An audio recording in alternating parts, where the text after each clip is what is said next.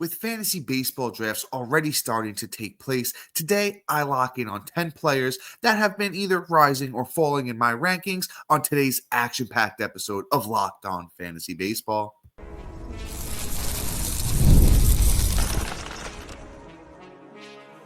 You are Locked On Fantasy Baseball, your daily fantasy baseball podcast. Part of the Locked On Podcast Network, your team every day. Hello, fantasy baseball fanatics, and welcome to the Locked On Fantasy Baseball podcast, brought to you by the Locked On Podcast Network, your team every day. As always, we're your number one source of fantasy baseball knowledge, and thank you for making us your first listen each and every day. I'm your host, Dominick Martino, riding solo today. As you can see, if you're watching on YouTube, my buddy Matt has the night off, and if you are watching on YouTube, hit the little bell below. It will subscribe you to the channel and give you a notification every time we drop a new episode, or if you're listening on the audio side of things on a platform like Apple or Spotify that allows 5-star ratings and reviews. We would truly appreciate it if you do that for us. And lastly, but most importantly, to Matt and I and you guys this time of year, give us a chance through the Subtext platform. On Subtext, it's an in-depth personalized experience through text messaging alerts that are going to go right to your phone, offering so much more than we can in this 30-minute episode. And this time of year, you'll be getting Matt and I's 2025 rankings, sleepers, breakouts, bust, and so much more than we can offer in this 30-minute podcast. And today's episode is brought to you by Game Time. Download the Game Time app, create an account, and use the code LOCKEDONMLB for $20 off your first purchase. And all right, guys, it's just you and me today. So you know what? As I mentioned, I have 5 risers, 5 fallers in my personal rankings. And once again, if you subscribe to us on Subtext, you can have my personal rankings pulled up as we go through this.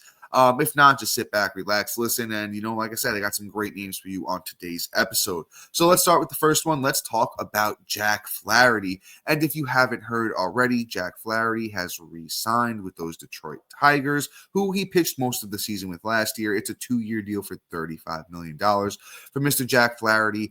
And moved him. I had him pretty high in my rankings, when I did my first, run through of my rankings. And, as he remained unsigned, I moved him lower and lower. Just really wasn't sure where Flaherty was going to end up, and his destination, was going to play a pretty decent part in where I wound up ranking him. Let's just read off Flaherty's numbers last year. Let's do it like this. Let's do his numbers with just Detroit last year. 18 starts with with Detroit for Mr. Jack Flaherty last year. 2.95 ERA, 106 innings, 133 strikeouts, a 3.12 FIP, which is fielding independent pitching. It's an ERA indicator, and he had an 0.95 WHIP during that time. Jack Flaherty, found life in Detroit. 28 years old last year, going to be 29 this upcoming season. I believe in Jack Flaherty. I believe in the stuff. The overall numbers, weren't as good with the Dodgers, but they were still pretty serviceable. He got good results on all of his pitches last year. He was hitting 93 or averaging 93 on the fastball, with good results. The slider, 84.7, almost 85. Really good results. Batted to 222 against that. He mixed in the knuckle curve last year at 21.8%. Moved it up a little bit from last year. Batters hit 164 against. So I really like, that 3-pitch mix, Flaherty pitch, going back to that big ballpark in Detroit where he found success last year. I've moved Flaherty all the way up in my rankings to SP25. Yes, is that a bit aggressive? For sure. But I think Flaherty will make a fine SP3, and I don't think we're going to have to pay that price for him. I know the news just broke, so I don't have an actual good ADP for you guys, but using Fantasy Pros ADP, which takes 6 different platforms ADP and combines it. Flaherty's coming off the board as the 40th starting pitcher, pick 133. I'll take that all day long. I do love me some Jack Flaherty for this upcoming season. Love the landing spot. Let's move on to a faller of mine. Let's do Luis Gil. Let's do Luis Gil of my very own New York Yankees. And I think most drafters are going to realize this, when the time comes. Luis Gil had a really, really bad second half. And, the numbers don't really reflect it because overall, he did pitch really, really well for the first half, so like I said, numbers still look serviceable, but some people might get fooled here. It's a 3.50 ERA on the season for Heel, 151 innings, 171 strikeouts, a 1.19 WHIP. The FIP was 4.14. We just talked about FIP a little bit while ago. ERA indicator kind of shows you where it should be, so that 3.50 WHIP is in that 3.50 ERA isn't super real. He led the league in 77 walks last year. You don't like to see that. And let's do the actual breakdown of on the splits on Heel month to month last year, because you'll really see the falter, right? Started off the year, like I said, house on fire. Not really house on fire. Through April and March, 5 starts, it was a 4.01 ERA. May, he really heated up with a 0.7 ERA through 6 starts. Struggled again in June, 6.45 ERA, through 5 starts. Was good in July through 5 starts, 3.33 ERA. And then through August and September, October, 8 starts. It was an over 5 ERA. The K per 9 was still there, exactly at K per 9. The WHIP got out of control. It was a legit 2.0 WHIP in August. The WHIP was at 1.18 in September, October, which isn't too bad. But you know what? Heel this year, I think the league started to figure Heel out. The awesomeness was never super consistent. It was like little 5-start stretches, 4-start stretches. He's just not somebody I'm big on. Like I said, I don't even know if I mentioned it yet. The ADP on Heel right now is SP49, pick 161. I have Heel. I'm pretty sure I have Heel lower than 49. I have my SP58. He's still draftable, if he falls a little bit. Let's just talk about a couple of the names that are around him. You have the Seth Lugos, who was had a great year last year. Brian Wu, a pitcher we expect to, break out if he can stay healthy. Sandy Alcantara coming back from Tommy John, a really great pitcher. Sean Manaea goes back to the Mets. Another, guy who had a monster year last year. Shane Baz, somebody we've talked about recently, goes after Luis Heel. All of those guys I have ranked over Heel. I would take them all over Heel with confidence. As much as I am a Yankees fan, I'm also a fantasy baseball analyst, and I have to be real about my takes here. So down on Luis Heel, not really going to have too many shares of him this upcoming season. Let's do one more riser, and then we'll take a short break. But let's talk about Blake Snell. Man, I love me some Blake Snell. The landing spot with the Dodgers, can't really ask for more. And we know the Blake Snell routine, right? It's not fooling anybody. He's not going to be good probably for the first month, maybe 2. You just have to be able to supplement it, right? You have to be able to say, hey, listen, I know he's not going to be who I expect him to be, for a little bit here. So we supplement that by maybe you take another, if you're taking Blake Snell and let's say, you right now, I want to do right now, I'm going to pull up NFBC ADP over the last month. And right now, Blake Snell's up to SP15. I like that, pick 52. So you kind of either want to go round 4, round 5, grab your SPs, maybe you want to grab a Corbin Burns type, who's going around pick 40. So maybe that's around 4-ish.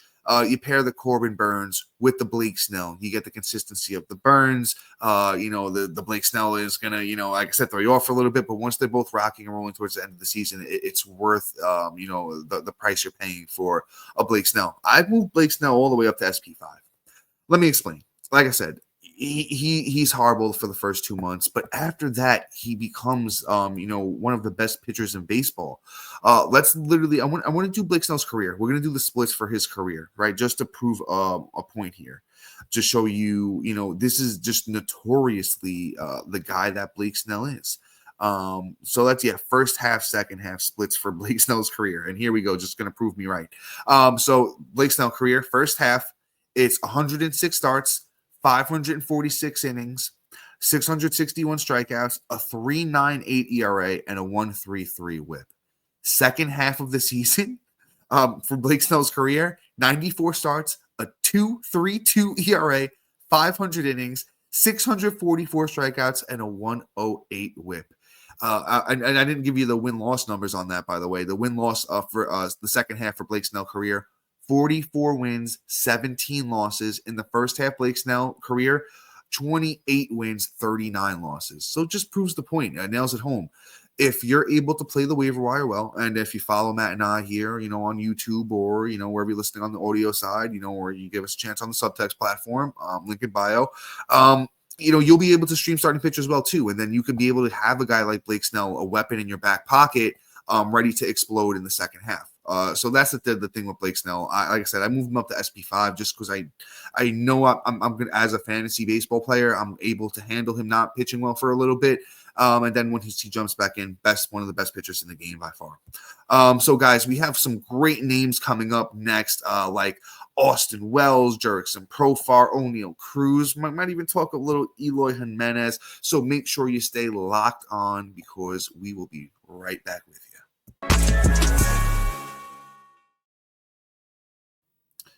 And folks, real quick, I need to talk to you guys about my friends over at Prize Picks. The big game is almost here, and there's no better way to make it even more exciting than with Prize Picks, the best place for daily fantasy sports. With over 10 million members and billions in winnings awarded, Prize Picks makes it fun and simple to get in on the action. Here's how it works. You pick more or less on at least 2 players' projections, and if you're right, you could win up to 1,000 times your cash. Prize Picks even has a free pick for the big game where Patrick Mahomes only needs to throw 1 yard to win. Pair that with one more correct pick and you're cashing out.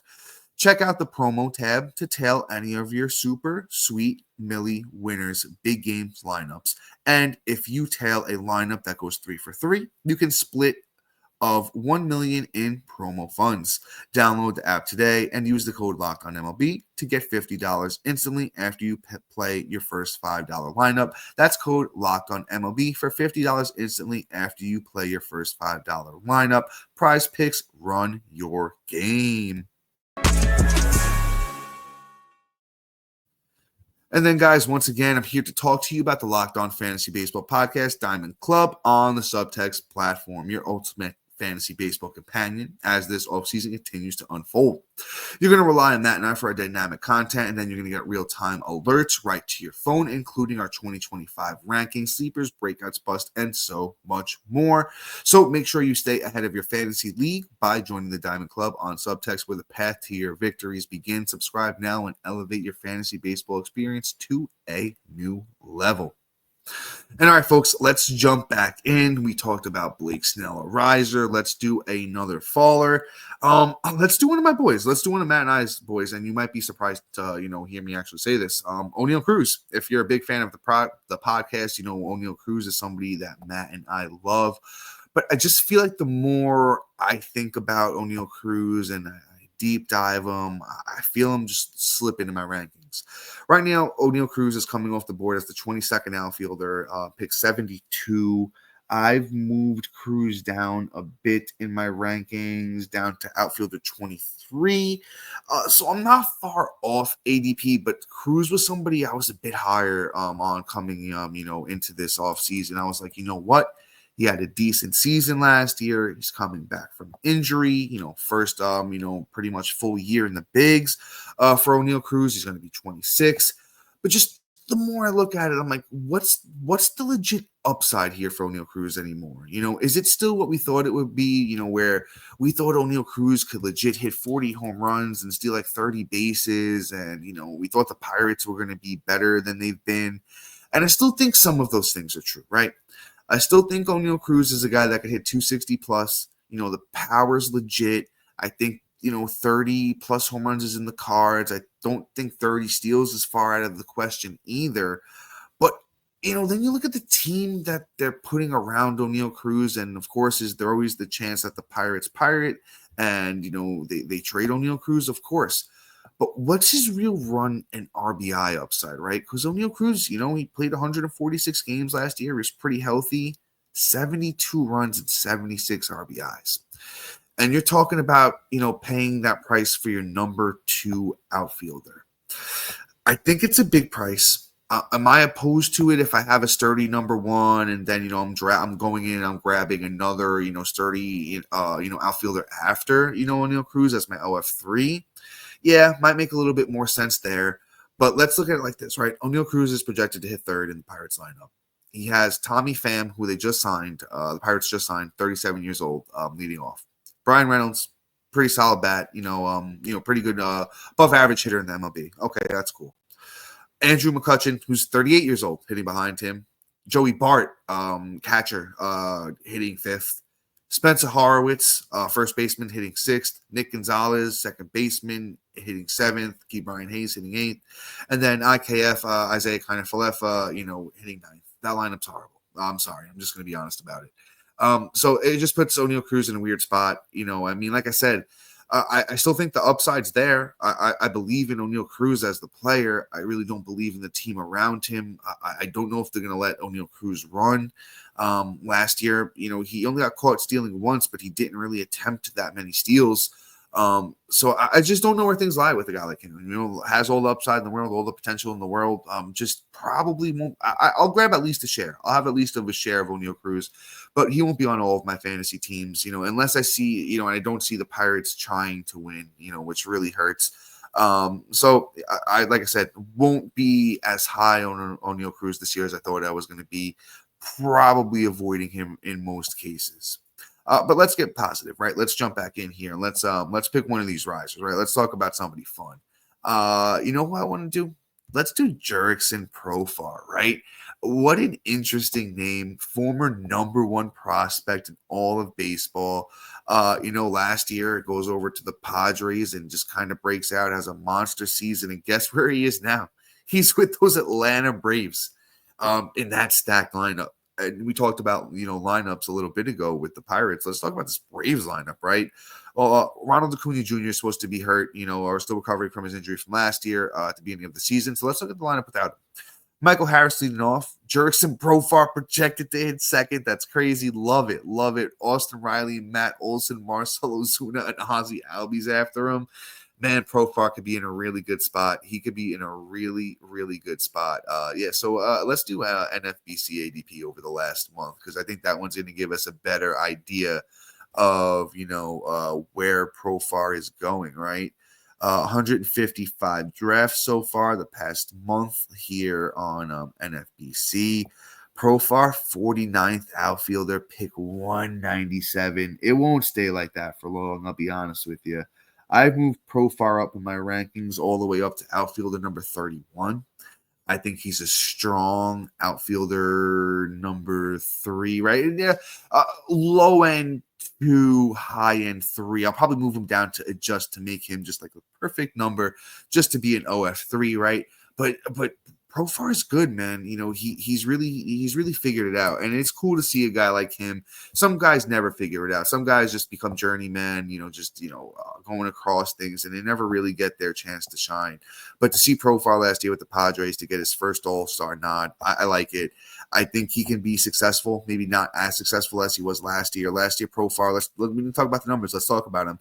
Profar hit 280, 24 home runs, 10 steals with 94 runs and 85 RBIs. I do think that's semi-repeatable, right? I do think there's a world where Profar gets very similar numbers, right? Because you know what the thing is, they're going to have to pitch the Profar, and all the underlying stuff looked really good last year. He didn't chase, he didn't whiff, he didn't strike out, he walked a lot.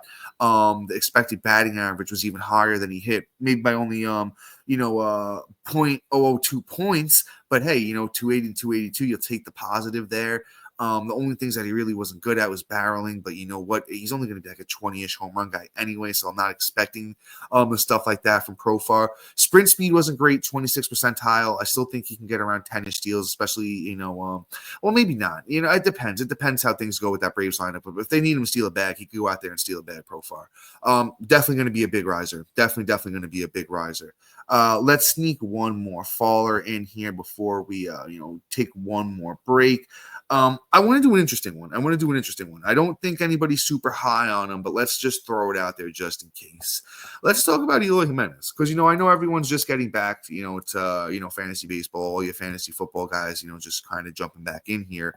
Eloy Jimenez goes over to Tampa Bay, and you know what? He's not even projected to start, and it's a shame. Eloy's going to only be 28 years old this year.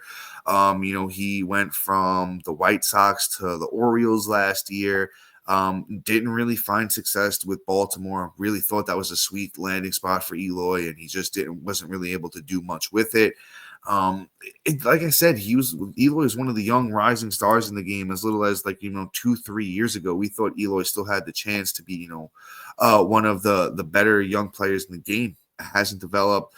The underlying stuff didn't really look great for Eloy in his limited time last year. The exit velocity was good and the hard hit rate was good. And we know Eloy can hit the ball far and hard. I just don't think he has a chance here with Tampa. He's a non-roster invitee. He has to make the team just like anybody else.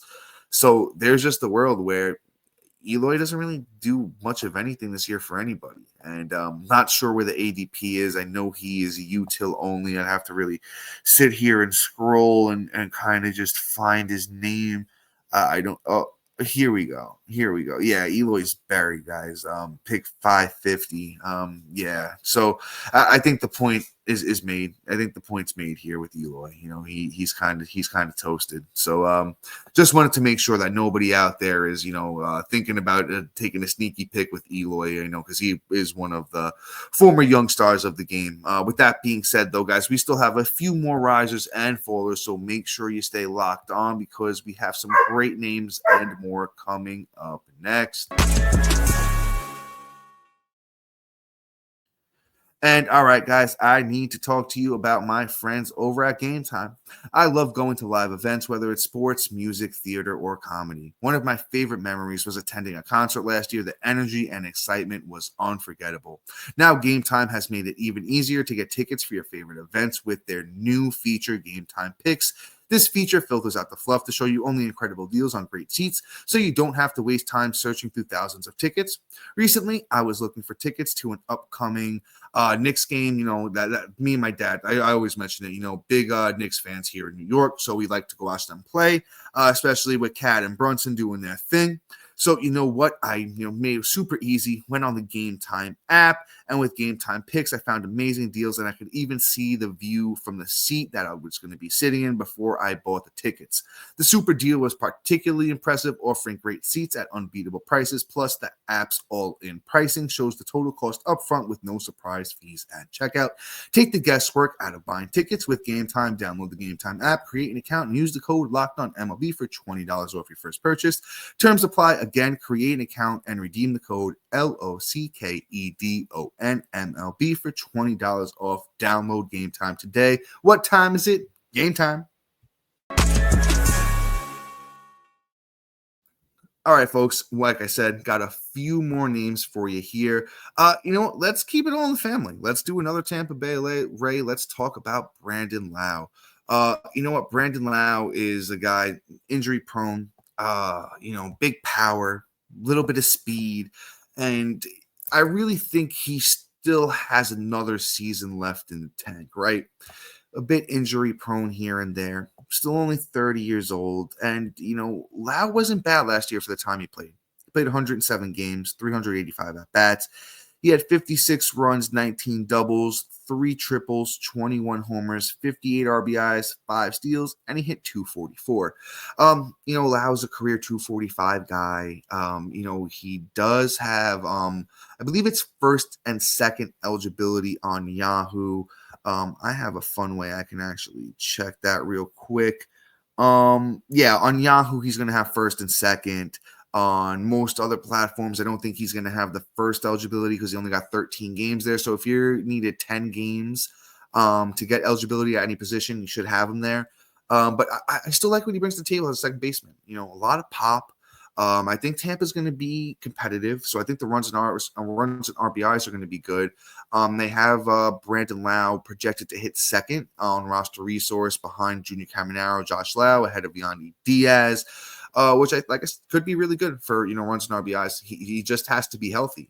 He's we did must watch players for spring training yesterday. Go check that episode out. It was a good one. Brandon Lowe kind of fits that bill too, because if he's in there healthy and he's rocking and rolling and he's showing off that pop like he has, I really like what he brings to the table. I've moved Brandon Lowe in my rankings in second base all the way up to Hold on. I don't think that's right. 11. Let's say it's 11, right? And where's the ADP on him at the moment? I'm pretty sure it's lower than that.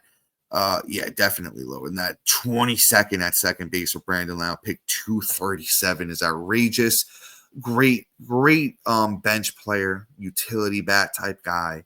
Like I said, I think he could even be more than that. I really think there's a chance where Lowe hits 30 home runs, 90 RBIs, 245 batting average, steals you almost 10 bags.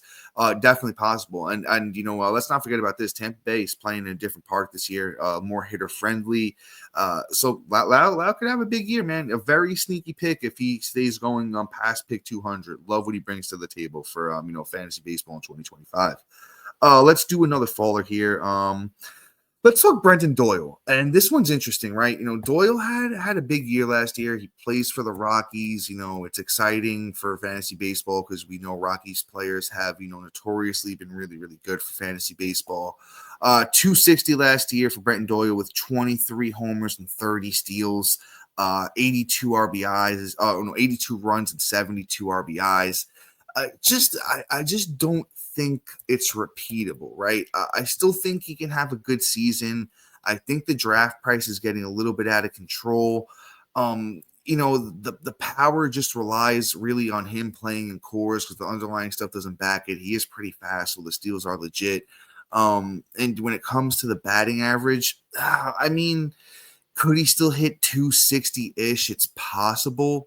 But it's hard for me to buy in on the age 26 breakout.